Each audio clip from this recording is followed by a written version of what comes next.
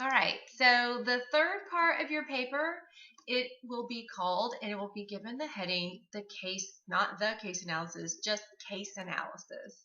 All right, so this is where you're going to do the analysis portion of your paper. So you've given us the case background, you've told us the story, right, of what happened in your conflict, and who said what happened, where's the current status of your relationship, etc.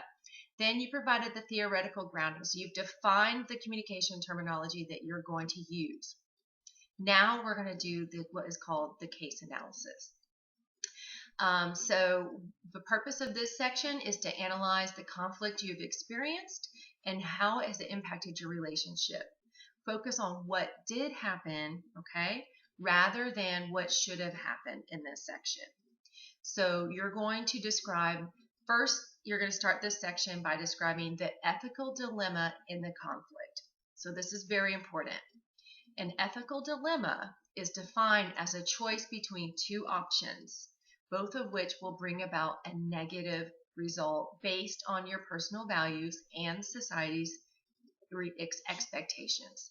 So here's some examples. There's some examples provided in the survival guide. So one example is a teenager who is grounded and is home alone, and their friends stop by and want them to go to dinner with them. Okay, so they know their parents will be gone for 2 more hours. Their friends remind him that, hey, that this punishment seems unfair, that you're grounded, but he knows his parents will be very upset if he goes out. Okay, so it's an ethical dilemma.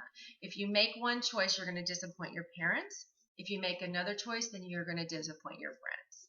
So an ethical dilemma means you had to make a choice.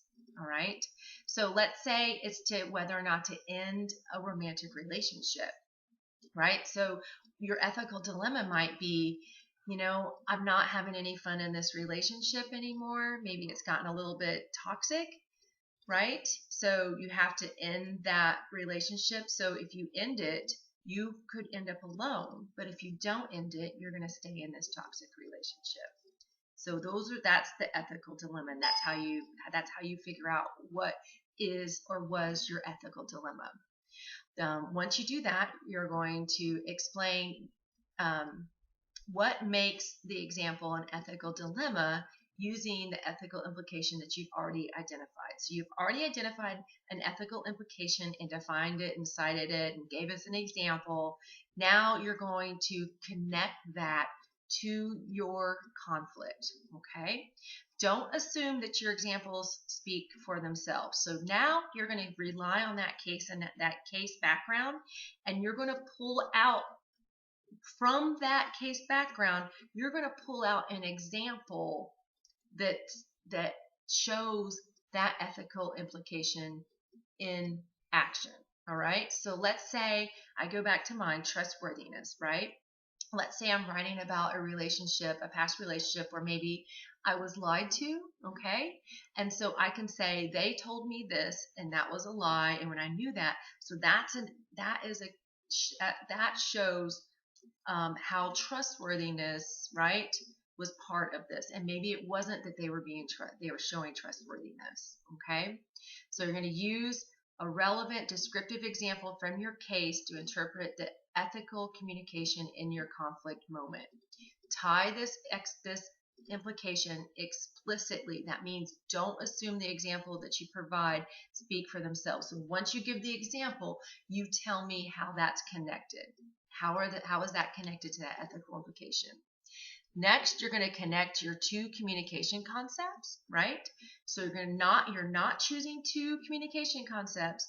You're using the same two that you identified in your theoretical grounding. Okay? And then you're going to say, you're going to give a descriptive example, okay? What does each concept look like in the conflict moment? All right, so back to my example, nonverbals. What did our nonverbals look like? Okay, and you're going to give an example, and this is where you pull from your story. Remember in the previous section, we didn't pull from our story. Now we're pulling from our story, and you're not going to use any new surprise information. So if that information that you're putting there is new information, you have to go back and make sure that's part of your case background. All right. So again, don't think that your examples speak for themselves.